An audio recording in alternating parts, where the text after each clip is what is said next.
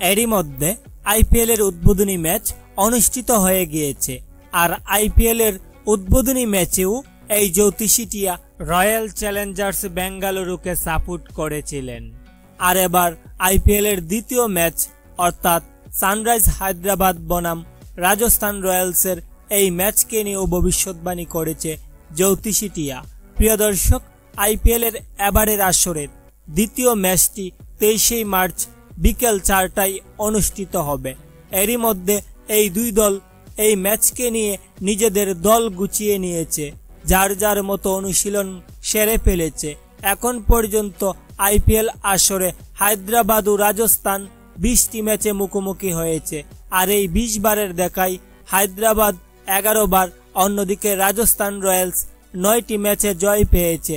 অর্থাৎ পরিসংখ্যানের দিক থেকে বোঝাই যাচ্ছে এই ম্যাচটি একটি হাড্ডাহাড্ডি ম্যাচ হতে যাচ্ছে।